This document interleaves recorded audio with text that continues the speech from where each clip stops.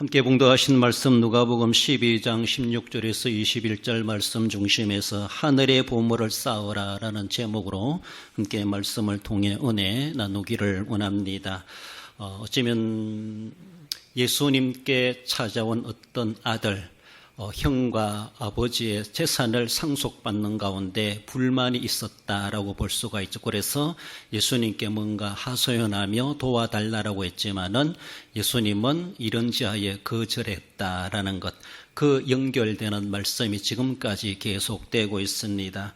그래서 단순한 상속의 문제만이 아니라 그 사람에게는 물질에 대한 너무 깊이 있는 욕심, 또 탐심을 가지고 있었다라는 그 내면까지도 우리 주님 내다보셨습니다. 예수님이 오셔서 그런 재판하는 일까지, 물질적인 문제까지 해결하실 수 있는 사회적인 그런 어쩌면 주어진 권리도 없지만은 또 주님은 거기에 그런 일들에 관심을 가질 일이 아니고 실제적으로 오신 주 목적이 무엇인가, 거기에 온 마음을 다하고 거기에 집중하시는 예수님의 사역이셨고, 또 세상적인 문제는 세상에 법정에 가서도 또한 그런 관공서나 또 관계관들에게 찾아가면은 충분히 합법적으로 해결받을 수 있는 길이 있기 때문에 국가적 그 당국을 또 의지하고 당국에 대해서 신뢰하고 그렇게 해결해 가도록 그렇게 인도해 가셨던 것을 볼 수가 있습니다. 그런 참에 예수님께서 계속해서 주시는 물질관에 대해서 말씀해 주시는데, 지난번에는 탄심을 물리치라라고 하며 우리 사람들은 다 욕심이 있습니다. 욕심이 있다고 하는 것은 결코 나쁜 것이 아니죠. 그리고 그 욕심이 너무나도 과하기 때문에 그 욕심을 만족하기 위해서 잘못된 방법을 사용하기 때문에 문제가 생겨난다라는 겁니다. 우리에게는 그런 욕심이 가진다는 것 필요합니다. 욕심이 있기 때문에 거기에 대해서 우리는 노력하게 되고 인내하게 되고 투자하게 되고, 그래서 땀 흘리는 거 마다하지 않고 열심히 숨겨가게 됩니다. 그래서 그것을 채워가고자 하는 것이죠. 그러나 사람이 그런 욕구가 있다 할지라도 세상에서 완벽하게 만족하게 채울 이 세상이 결코 아니라는 것이죠. 뭔가 가득 찼는 것 같고 이제는 뭔가 달성했는 것 같지만은 또 올라가서 보면은 더 높은 곳이 있고 더 취하고 싶은 그런 욕심이 끝이 없다라는 것이죠. 그런 가운데서 우리는 절제할 줄 알고 또 자족할 줄 알고 그까지도 주신 것에 대해서 하나님의 은총인 줄 알고 감사하게 여겨야 되고, 또 주어지고 소유하게 하신 것들을 하나님의 영광을 위해서 우리는 사용되고 있는가, 또 사용해야 한다는 것을 분명히 자기 자신들의 삶을 점검해 보면서 욕심 때문에 하나님도 또 질서도 상식도 윤리도 없는 그런 삶이 되어서는 안 된다라는 것을 우리는 생각해야 됩니다. 오늘 우리가 좀 더 생각해 볼 것은 하늘의 보물을 쌓으라. 우리가 세상에 살아가면서 어떻게 하늘의 보물을 쌓을 수 있습니까? 상당히 어쩌면은 이치에 맞지 않는 그런 말 같기도 하고, 그러하지만 이런 진리를 우리 예수님은 우리에게 말씀하시고 가르쳐 주셨습니다. 우리가 천국의 영생을 누린다는 것은, 영생에 들어간다는 것은 그때 가봐서 거기에 들어가는 것이 아니라 이 세상에서 쉬운 말로 영생을 얻어 놓아야 된다는 것이죠. 그때 가서 영생을 얻는 것이 아니라 이 세상에 살아있을 때 우리가 예수님을 영접하여 믿음으로 멸망하지 아니하고 영생을 얻으리라라고 말씀하시는 것처럼 이 세상에 있을 때 영생을 속 쉬운 말로 얻어 놓아야 됩니다. 그때 가서 보지 그런 것이 아니에요. 마찬가지예요. 영생이 있다는 것을 분명히 말씀하시고, 다르게 보면은 그 나라의 하늘의 보물을 쌓는 것도 그때 가서 하늘에 가서 열심히 일해가지고 하늘에 가서 많이 쌓지 아니에요. 이 세상에서 쌓아가는 그 모든 것들이 하늘에 쌓아지게 되고, 이 땅에서도 우리가 하는 것들이 천국에, 즉 하늘에 쌓아질 수 있는 방법이 있다고 하는 것을 분명히 성경은 말씀하십니다.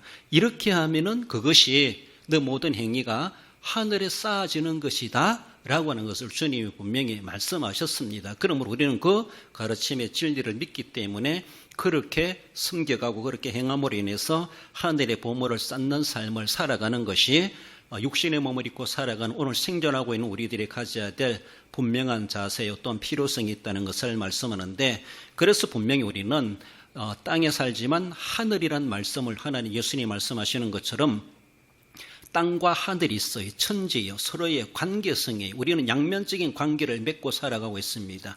우리 몸도 육신을 입고 살아가지만 영혼이 있다는 것 분명히 인식해야 돼요. 그래서 편향적으로 육신만을 위해서 죽도록 일하며 살고 영혼은 돌아보지 않는다면 엄청난 사고가 날 수밖에 없습니다. 더 나아가서는 말씀드린 것처럼 하늘이 있고 땅이 있어요.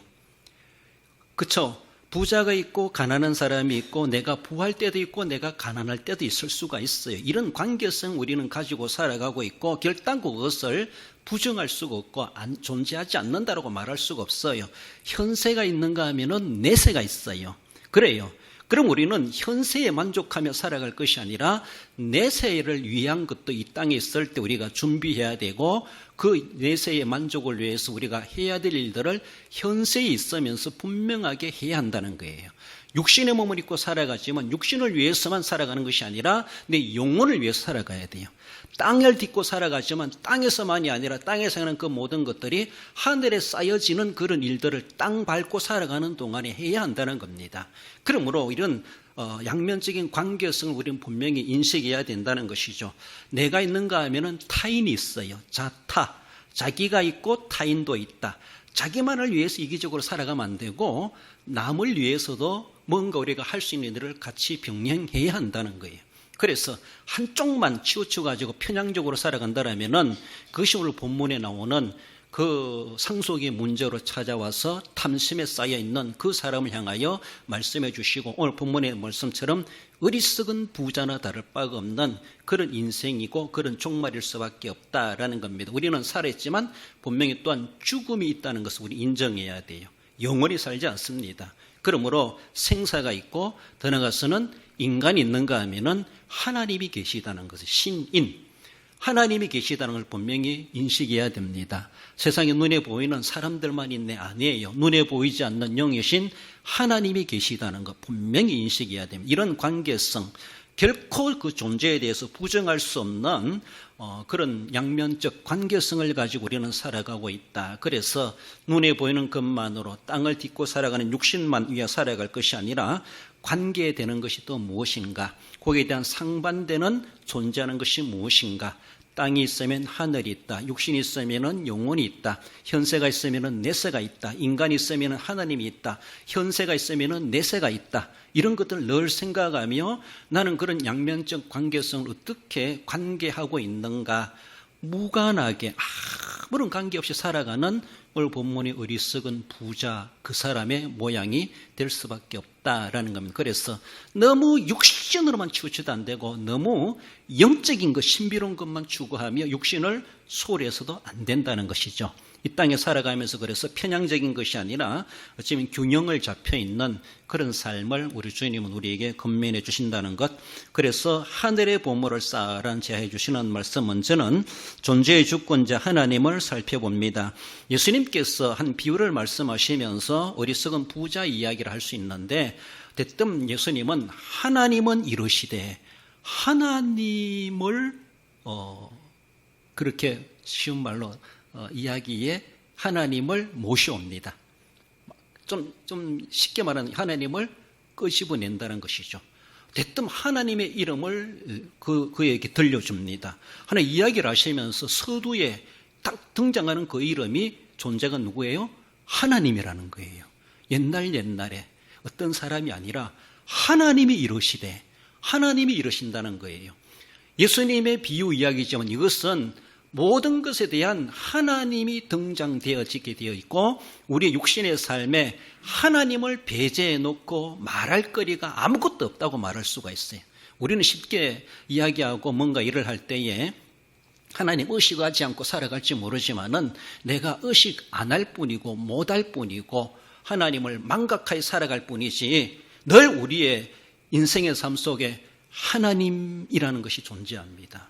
그렇잖아요? 지난주에도 살펴보았지만은 아무 소리도 들리지 않아. 아무 말이 없어. 그러나 하나님의 소리는 온 땅에 퍼진다. 땅 끝까지 퍼진다. 이렇게 말씀하시는 것처럼 하나님이 계시다는 것을 늘 우리는 인식하고 의식할 수 있어야 돼요. 그래서 대뜸 예수님은 하나님은 이러시되 이야기 서두에 하나님의 이름을 딱 나타냅니다. 이 비유의 말씀의 권위가 얼마나 위대로우신 영광스러우시고 또 그 비유 이야기를 가볍게 들을 내용이 결코 아니시라는 것이죠. 물론 예수님의 이 자연을 보라, 공중 나는 새를 보라, 그런 비유 말씀이나 어떤 이야기들도 가볍게 들어서 안 되겠지만은 오늘 주시는 말씀은 대뜸 시작하시면서 하나님은 이루시되 하나님의 말씀을 딱 끄집어내십니다. 그렇습니다. 얼마나 권위 있는 말씀인가라는 것입니다. 존재의 주권자가 하나님이심을 모르고 살아가는 그 자체가 무지합니다. 그런 사람들이 어리석은 사람이다, 그렇게 말씀하고, 오늘 본문이 비유되는 그 어리석은 부자, 바로 그 사람은 오늘 존재하시는 하나님의 존재를 그는 인정하지 않고 무시하며 눈에 보이는 세상 것이 다인 줄 알고, 그리고 자타가 아니라 자기만을 위하여, 타인은 없어요, 내세도 없어요, 내일도 없어요, 이런 모습 속에서 오늘에 만족하여 살아가고자 하는 이러한 모습들, 존재적인 모습에서 하나님이 그 모든 존재의 주권자이시다, 하나님도 존재하시지만은 내가 존재하는 것도 내 마음대로 내 권리대로 존재하는 것이 아니라 나를 존재케 하시는 분은 하나님이시라는 것이죠. 내게 뭔가 존재하는 것이 소유구가 있습니까? 생물이든 무생물이든 어떤 것이든지 간에 이 땅에 눈에 보이고 눈이 안 보이든 내 것이든 남의 것이든 존재하는 것의 존재의 주권자는 하나님이시라는 것을 우리는 분명히 알아야 됩니다. 그것을 아는 것이 지혜입니다. 그걸 모르는 것이 무지예요. 그래서 모르고 행동하는 사람들이 아무리 똑똑하게 살아가고 부자같이 살아가지만은 어리석은 사람일 수밖에 없고 그 종말은 비참할 수밖에 없어요. 그것을 오늘 본문에서 우리 예수님이 그렇게 말씀하십니다. 상속의 문제로 예수님을 찾아온 그 사람은 자기의 삶을 위해서 형과 유업을 공평하게 나누기를 원하였지만은 실제로 그 사람은, 거기에도 불만이 있을지 모르지만은 실제로 그 사람은 재물에 관심이 많았다라는 것이죠. 그 재물에 대해서 조금 더 양보할 수가 없었고, 그리고 재물을 어쩌면은 지극히 사랑하는 그런 모습, 돈을 사랑함이 일만하게 이렇게 말하는 것처럼 그만큼 재물에 대해서 상당히 애정을 가지고 있고 재물을 놓지 못하고 돈을 그렇게 사랑하는 사람이다라는 것이죠. 여러분, 돈 좋아하지 않을 사람 아무도 없습니다. 그렇잖아요? 돈을 필요하기 때문에 그래요. 돈을 좋아할 수밖에 없어요. 그러나 돈밖에 모른다는 식으로 돈을 사랑함이 일만하게 뿌리가 될 수 있다는, 악의 뿌리가 되도록 해서는 안 된다는 것이죠. 사랑할 땐 사랑하더라도, 아낄 땐 아끼더라도, 귀중하게 관리할 땐 관리하더라도 그것이 우상이 되어서는 안 되고 그것이 악의 뿌리가 되도록 내버려 두서는 결코 안 된다는 것입니다. 그렇습니다. 그러므로 하나님이 모든 존재의 주권자이시다. 창세기 1장 1절이 뭡니까? 태초에 하나님이 천지를 창조하시느라, 이 한 구절 말씀에 태초에 천지, 하늘과 땅, 하늘에 있는 것, 땅에 있는 것, 어쩌면은 땅 아래 물속에 있는 것까지 그 모든 것을 창조하신 분은 하나님이십니다. 하나님이 창조시라는 것은, 창조하셨다는 것은 하나님이 그 모든 것의 존재의 주권자이시고 존재하게 하실 수도 있고 그것이 사라지게 하실 수도 있다는 것이죠. 그렇습니다. 하나님은 그런 전능하신 하나님이십니다. 태초에 하나님이 천지를 창조하시니라. 그러므로 하나님이 모든 존재의 주권자이시다. 창조주이시면서도 더 나아가서는 주권자이시다라는 것을 그 한 구절에서 이미 성경은 밝혀주고 있습니다. 우리가 이미 하나님 창조하신 이 세계 속에서 그 재료를 가지고 우리가 땅도 기경하고 파종도 하고 수고도 하고 제2차적인 우리의 행동들이 있습니다. 거기서 우리가 이제 소득을 거두게 되지요. 그렇습니다. 그러니까 하나님의 창조의 터전에서 우리가 뭔가 내가 열심히 일해가지고 내가 소득이 있고 성과가 있고 남는 것이 그런 열매가 있어요. 그러니까 이거는 하나님과 상관없이 내가 노력해서 얻은 것이니까 내 것이다. 이렇게 하면은 또 이것이 뭔가 모르는 거예요. 오늘 본문의 어리석은 부자는 그런 모양이에요. 그래요. 우리가 세상에서도 남의 땅에 농사 지면은 땅 주인에게 뭔가 줘야 될 게 있어요. 그렇잖아요. 공짜로 짓는 게 아니잖아요. 그렇잖아요. 왜? 그분이 땅의 지주라는 것, 땅 주인이라는 걸 내가 인정하는 거예요. 인정하기 때문에 서로가 뭐 7대3이든 6대4든 뭐 이렇게 서로가 그래 계약해가지고 그 땅을 맡기고 또 땅을 농사 짓고 그렇게 하는 것처럼 그래, 내 것 아니에요. 내 것 아닌 데서 내가 열심히 일해가지고 수억을 거두었어. 그 몽땅 다 내 것이다. 이렇게 생각하면 안 된다는 것이죠. 원 땅의 주인은 하나님이시다. 내 모든 소득의 원초는 하나님께 뿌리를 하고 있다. 라는 것을 우리는 결코 부정하면 안 된다는 것이죠. 근본, 내 소유, 내가 노력해서 얻은 것이랄지라도 그 모든 존재의 주권자는 하나님이시다. 하나님으로부터 내가 갖게 된 것이다 라고 하는 것을 우리는 늘 생각해야 됩니다. 욥기 41장 11절에서도 온 천하에 있는 것은 다 내 것이니라. 하나님이 욥을 교훈하시면서 이제 욥기를 마감해 가시면서 욥에게 온 천하에 있는 것이 다 내 것이다 라고 하시면서 욥의 기를 팍 죽여 놓습니다. 온 천하가 내 것인데 네가 무슨 소유권을 주장할 게 뭐 있냐.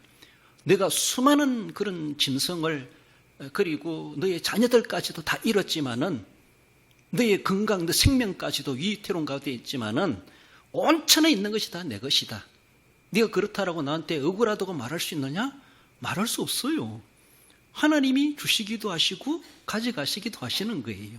그러니까 내 것인데 왜 가져가세요? 이렇게 말할 수 없다는 것이죠. 우리의 건강이나 생명도 마찬가지예요. 내 자식인데요. 내 자식이 어디 있어요? 내 우양인데요. 말할 수 없어요. 그러니까 하나님께서는 욥에게 꼼짝 못하도록 온 천하에 있는 것이 다 내 것이다.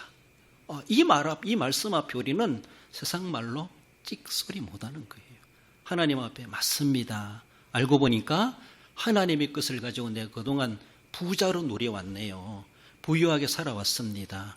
그렇게 우리는 고백하고 도리어 감사할 수 있어야 되죠. 욥이 고백하는 것처럼 주신 분은 하나님이시고 가져가시는 분도 하나님이십니다. 하나님의 주권을 인정할 수 있어야 됩니다. 그러면서도 하나님께서는 욥에게 꼼짝 못하도록 이런 말씀까지도 주시는 걸 생각할 때 우리도 어쩌면은 하나님의 주권을 인정하지 않고 내 것인 양 내 마음대로 그렇게 사용하려고 했을 때가 있지 않겠는가. 어리석은 부자와 다를 바가 없는 우리의 모습이다라는 것입니다. 주어진 재물은 하나님의 하나의 은총이라는 것을 우리는 인정해야 돼요. 하나님의 일반 은총이죠. 일반은 특별 은총은 구원에 관계된 은총이라면은 일반 은총은 모든 세상의 사람들이 다 쉬운 말로 해와 해, 달, 별, 낮과 밤, 날씨와 기온 이 모든 자연의 혜택을 통해서 누리고 얻는 그 모든 것들은 일반 은총이라 그래요. 그래서 그 주어지는 것들을 하나님이 주신 은총이다. 늘 그렇게 생각해야 돼요. 그뿐만 아니라 우리는 예수 그리스도를 영접하여 믿어 구원의 은총까지, 특별 은총까지도 우리는 받은 혜택을 입은 복된 자가 되었습니다. 그러므로 구원은 좀 제쳐놓는다 할지라도 일반적인 인간의 삶 속에서 주어지는 모든 것은 하나님의 은총입니다. 그래서 내게 있는 모든 것은 하나님의 은총입니다. 하나님의 은혜, 하나님의 은총의 결과입니다. 그래서 주어진 것이 많든 적든 하나님 영광 받으시옵소서. 소유를 가지고 하나님의 영광되도록 사용해야 돼요. 그것이 바로 하나님의 주권을 인정하는 삶이라는 것이죠. 그렇지 않는 자들은 오늘 본문의 어리석은 부자와 같이 가졌다라 할지라도 자기 것이 되지 못하고 망해버리는 불행한 인생이 될 수밖에 없다라는 겁니다. 하나님의 모든 존재의 주권자이심을 인정할 때에 하나님 우리에게 또한 인정해 주시고 복을 주신다는 것을 기억하십시다. 나아가서 하늘의 보물을 쌓으라는 것은 하나님께 대하여 부유한 자가 되어야 될 것을 말씀하십니다. 자기를 위하여 재물을 쌓아두고 하나님께 대하여 부유하지 못한 자가 이와 같으니라. 어리석은 부자 이야기하시면서 예수님의 결론적인 말씀은 너도 어리석은 부자처럼 하나님께 대하여 부유하지 못한 자가 되지 말라 이 말씀입니다. 그렇습니다. 그러나 다르게 보면은 하나님께 대하여 부유한 자가 되어라 이렇게 말씀하십니다. 자기를 위하여 재물을 많이 쌓아두었든 안 쌓아두었든 내가 부자이든 가난한 자이든 우리는 하나님께 대하여 나는 얼마나 부유한 자인가 이런 생각을 해볼 필요가 있습니다. 누구에게나 이기심이 있고 자기 중심 의식이 다 있습니다. 그렇습니다. 자기 것에 대해서 자기에 존중하지 못하는 사람은 남의 것도 존중할 수 있겠는가? 자기를 사랑하는 것처럼 이웃도 그렇게 사랑하라 이렇게 말하는 것처럼 자기 것을 존중할 줄 알아야 돼요. 내 이름이 가장 좋아, 우리 집안이 좋아. 누가 뭐래도 우리 집안에 추씨가 있어요. 추씨가 있는데 죄송해요.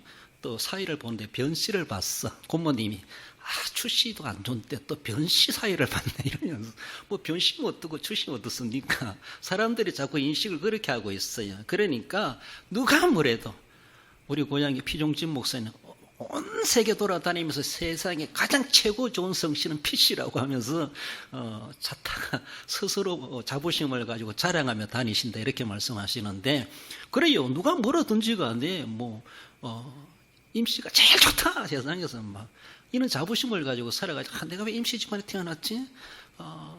임신부, 신부는 좋은데 임신부 뭐야? 이런 말도. 그러니까 성이 안 좋다 이렇게 할 것도 없어요. 그러니까 자기 것을 사랑할 수 있어요. 자기 것을 너무 사랑하면 이기심이 되고 자기중심적이 되지만은 내 것을 사랑하는 만큼 남의 것도 내 것처럼 사랑할 줄 아는 것, 이런 자세. 그래서 성경은 먼저 자기를 사랑할 줄 알아야 돼요. 내 인생에 대해서 자꾸 불행하게 생각하지 말고, 그래서 어떤 고난과 어려움을 겪으며 살아간다 할지라도 내 인생에 대해서 우리는 자부심을 가지고 그래서 인생을 잘 성공적으로 만들어 가려고 애를 써가는 것이 필요하고, 다 포기해버리고 죽든지 살든지 난 모르겠다 그렇게 살아가서는 결코 안 된다는 것이죠. 자기에 대해서 애정을 가지고 필요합니다. 그것은 다 있습니다. 그런데 너무 지나치다 보니까 이기심이다, 자기중심적이다, 그것이 문제가 되는 것이죠. 앞에서 말씀드린 것처럼 관계성이에요. 내가 있는가 하면은 타인도 있다는 걸 생각해야 돼요. 그래서 내가 중요한 것만큼 타인도 나만큼 중요하다 이렇게 여겨야 되죠. 내 것만 좋다 생각하지 말고 남의 것도 존중할 줄 알고 귀중하게 여길 줄 알아야 된다는 거죠. 그런 관계성 우리는 늘 의식하면서 자기 이기심을 어느 정도 가져야 되고 자기중심적이 돼야 되고, 그것이 과하고 자기밖에 모를 때에 오늘 본문의 어리석은 부자 같은 존재가 되어버리고 만다라는 겁니다. 비록 세상에 살아가지만 세상에만 재물을 쌓아두려 하지 말고, 비록 세상에 살아가지만 세상에서 하늘의 재물을 쌓는 방법이 있다. 그것을 주님은 우리에게 말씀하시고, 그래서 하늘의 보물을 쌓는 삶을 살아가는 사람이 정말 부자다, 그 사람이 정말 성공적인 인생을 사는 사람이다, 그렇게 살아가야 한다라고 하는 것을 우리에게 예수님은 교훈하고 계시다는 것이죠. 세상에 쌓는 사람이 있어요. 이기적이고 세속적인 부유함과 하나님께 대해는 빈곤한 자이다. 오늘 본문에 예수님은 그렇게 말씀하십니다. 그러나 하늘에 쌓는 자가 있어요. 이 사람은 어쩌면은 자기중심적이보다 이타적입니다. 남을 그만큼 자기만큼이나 인정하고 존중합니다. 이타심이 강해요. 그래요. 내가 아프면 남도 아프다, 내가 배고프면 남도 배고프다, 내가 추우면 남도 춥다. 그러니까 함께 공유하고 함께 나누고 슬픔도 기쁨도 함께 나누는 이웃을 생각할 줄 아는 이타심이 우리에게 필요합니다. 그렇습니다. 하늘에 쌓는 자는 그런 자기중심적이 아니라 남을 향하여서도 자기만큼이나 생각해주고 마음 써주고 그렇게 수고를 아끼지 않는다. 이것이 바로 하늘에 쌓는 자의 성품이요 자세요 삶의 모습을 보여주고 있습니다. 영적으로 부유함과 하나님께 대하여 부유한 자이다, 그렇게 말씀합니다. 여러분들, 예수님께서 이 땅에 오셔서 우리의 모든 죄를 위해서 십자가에 달려 돌아가시고 부활하신 그 극심한 고난을 당하신 것, 우리가 이 세상에서 쉬운 말로 예수님 믿고 이제 예수님 믿어가지고 세상에서 정말로 편하고 안전하고 그렇게 살아가라고 우리를 위해서 십자가에 달려 돌아가신 것이 아니에요.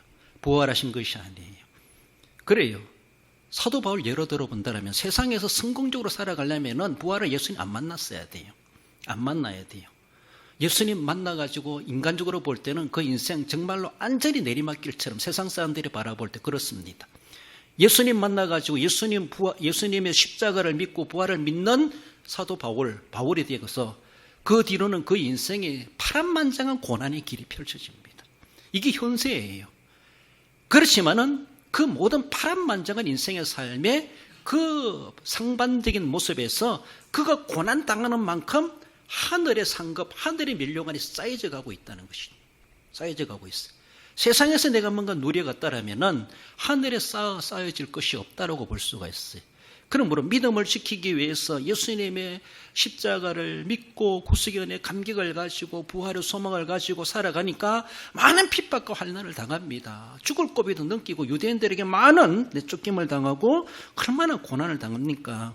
바울만이 그런 것이 아니죠. 우리도 마찬가지라요. 우리가 현세의 목적을 두고 살아가는 인생관을 가졌다면은 예수님 믿으면 안 돼요. 우리는 궁극적으로 조금 편향적인지 모르지만은 우리는 현세보다가는 내세를 더 비중을 두고 있기 때문에, 육신보다가는 내 영혼에 더 비중을 두고 있기 때문에, 세상의 종교는 기독교의 다른 종교는 세상의 종교입니다. 세상의 종교는 현세의 만족입니다. 내세에 대해서 아무런 보장이 없어요. 현세에 대해서 속된 말로 잘 먹고 잘 살고 건강하고 평안하고 안전하고 자녀손 잘 되고 이런 것들 형통하고 이것을 추구하고 비는 거예요. 그렇게 빈다고 해서 그렇게 되는 것도 아닌데 그것을 목적으로 삼고 그렇게 그 종교에 심취하고 있는 이방 종교, 세상 종교다 그렇게 말할 수가 있어요. 그러나 다르게 우리 기독교는 뭐예요? 세상 종교와 다르게 우리는 이 땅에 적을 두고 사는 사람이 아니라는 것이죠. 그래서 오늘 본문에 말씀해 주는 것처럼 자기를 위하여 재물을 쌓아두고 하나님께 대하여 부여하지 못한 자, 이것이 아니라는 것이죠. 정말로 우리는 이 땅에 살아가면서 자기를 위해 재물을 쌓지 말고 쌓여진 재물을 팔아가지고 풀어가지고 이웃들에게 나눠주고, 이것이 자기를 위해서 땅에 쌓는 것이 아니라 자기를 위해서 하늘에 쌓는 행위라고 하는 것을 말씀하고, 그것이 또한 하나님께 대하여 부여하지 못한 자가 아니라 그렇게 하면은 하나님께 대하여 부여한 자가 된다는 것이죠.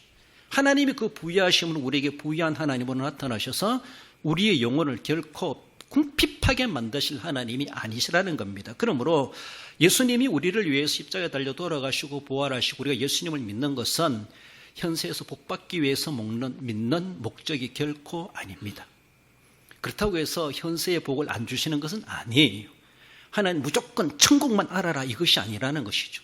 현세 인간의 몸을 입고 살아가는 동안에 우리의 문제를 해결해 주시고 병을 고쳐주시고 소원을 이루어 주시고 기도한 대로 응답해 주시는 하나님의 뜻 가운데 하나님은 그렇게 해주십니다. 우리 육신을 위해서도 해주시는 우리 하나님이십니다. 육신도 주관해 가시는 주권자이십니다. 뿐만 아니라 그러면서 세상 사람들이 찾지 못하고 누리지 못하는 땅이 있지만 하늘이 있다는 것, 하늘에 쌓는 방법을 말씀해 주시고, 하늘에는 영원한 세계이기 때문에 세상에서는 길어봤자 권세를 누려도 100년입니다. 부자 노릇해도 100년이라고 볼 수 있어요. 그래요. 그 비하여서 영원한 세계는 뭐 어떻게 비유할 수 있겠습니까? 하나님 나라 가서 거지로 살겠습니까? 세상에서 부자로 살다가 세상에서는 나사로처럼 거지같이 산다 할지라도 천국에 가서 아브라함 포함해서 영원한 행복을 누리는, 거기 가서 속된 말로 떵떵거리는 삶을 우리는 추구하고 있습니다. 그렇게 살아가는 삶이 가장 현명한 사람이요 슬기로운 사람이다. 어리석은 부자가 되지 말라라는 것을 우리에게 말씀하십니다. 하나님께 대하여 부여하다고 하는 것은요, 하늘의 보물을 쌓는 것인데, 예수님의 다른 말씀으로 보면은 누가복음 12장 뒤에 나서 계속되는 말씀에 보면은 너희 소유를 팔아 구지하라 이렇게 말합니다. 그러면요, 누가복음 12장 33절에 곧 하늘에 둔 바 대하여, 하늘에 두는 것이 되는 거예요. 그 말씀을 이어서 해주는 것이 뭐 말씀입니까? 마태복음 19장 21절에서도 내가 온전하고 잘진데 가서 내 소유를 팔아 가난한 자들에게 주라. 그리하면 하늘에서 보화가 내게 있으리라. 영생을 궁금을 걱정을 가지고 예수님께 찾아온 그 사람에게 나는 이 계명 제 계명 다 지켰습니다. 예수님의 결론적인 말씀, 네가 온전하고 잘친데 너 참 가진 것이 많구나. 그런데 가진 것을 팔아가지고 가난한 자에게 얼마나 주어봤느냐. 차라리 그 가난한 자들에게 다 팔아서 다 주라. 그러면 너는 정말로 온전한 사람이 될 것이다. 하늘에 보화가 내게 있을 것이다. 너가 있는 재물을 가난한 자들을 위해서 베풀 때에 그것이 바로 하늘의 보물을 쌓는 행위나 같다라는 것이죠. 우리 마태복음 6장 20절 21절 읽어봅시다. 오직 너희를 위하여 보물을 하늘에 쌓아두라.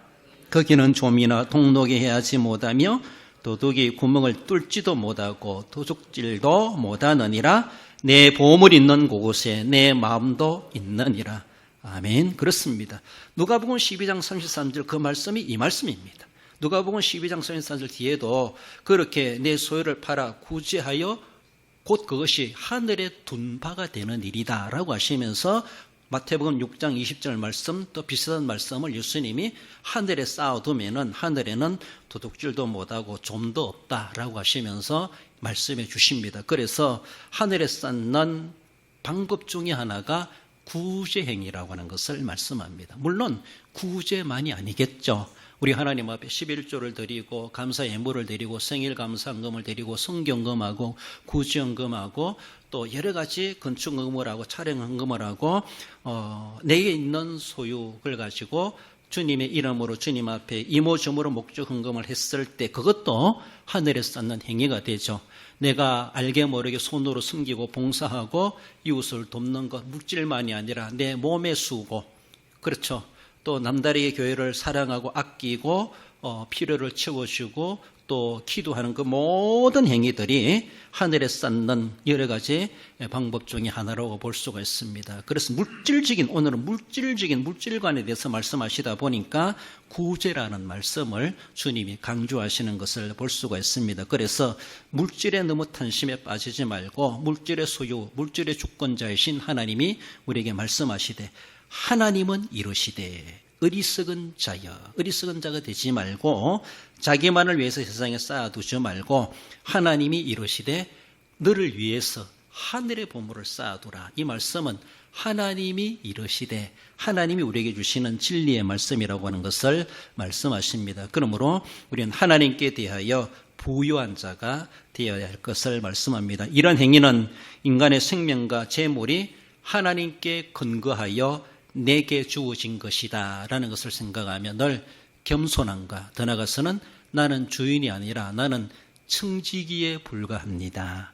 하나님의 것에 관리인에 불과합니다. 주인이 이래 하락하면 저래 하고 저래 하락하면 저래 해야 되고 나는 그저 관리하는 자에 불과해요. 그러므로 내 2차적인 활동을 통해서 내게 소득이 있고 뭔가 수확이 있다 할지라도 근본 그 주인은 하나님이십니다. 그 모든 것 자체 나는 그저 청지기에 불과하다. 그래서 그 가지고 있는 소유를 가지고 존재하는 것을 가지고 하나님의 주인 되신 하나님을 위해서 내가 어떻게 쓸 것인가. 그래서 하나님의 뜻을 생각하며 뜻을 위해서 그렇게 쓰여졌을 때 결국 그것은 하나님께 부유한 자가 되고 하늘에 쌓는 보물이 된다라고 하는 것을 그렇게 말씀하십니다. 그래요. 베드로전서 4장에서도 각각 은사를 맡은 대로 선한 청지기같이 서로 봉사하라. 그렇게 말씀하십니다. 청지기같이 봉사하라. 그렇게 말씀하시는 것 모든 부분에 대해서 존재하는 것에 대해서 나는 청지기입니다. 그래서 막대먹은 청지기가 아니라 겸손한 청지기로서 주인의 음성에 주인의 뜻을 받들어서 그렇게 섬겨갈 때 결국 그것이 자기를 위해서 보물을 하늘에 쌓아두는 또한 하나님께 부유한 자가 될 것을 우리에게 말씀하십니다. 우리 결론적으로 읽어봅시다. 양면적인 관계를 가진 사람으로서 편향적인 어리석은 삶이 아닌 모든 존재의 주권자 하나님을 인정하고 하나님의 뜻을 받들어 청지기 자세로 하늘의 보물을 쌓는 지혜로운 성도가 됩니다. 그렇습니다. 과연 나는 그러면 하나님이 이르시되 어리석은 자여, 그 어리석은 자가 아닌가 우리 자신들을 생각해 보며 그 어리석은 자가 되지 말고 하나님이 이르시되 너가 참 하나님에 대해서 부유한 자구나. 너가 하늘에 많은 보물을 쌓아두었구나. 내가 너가 오기를 속히 기다리고 있다라고 말씀하시는 것처럼 주님이 그런 위로를 받으시고 주님 앞에 가셨을 때 정말로 다시 받을 그 보화, 내가 그렇게 숨기고 베푼 대로 내가 쌓아오는 그대로 한 개도 부도나지 않게 우리에게 되돌려 주시는 하나님의 은혜가 있고 하늘에 상급이 있다는 것을 늘 기억하시며 정말 하나님의 뜻을 받들어서 겸손한 선한 청지기와도 같이 그렇게 보물을 하늘에 쌓는 지혜로운 성도, 그 복된 삶을 살아가시는 우리 모든 성도 여러분들 되시기를 주님의 이름으로 축원드립니다.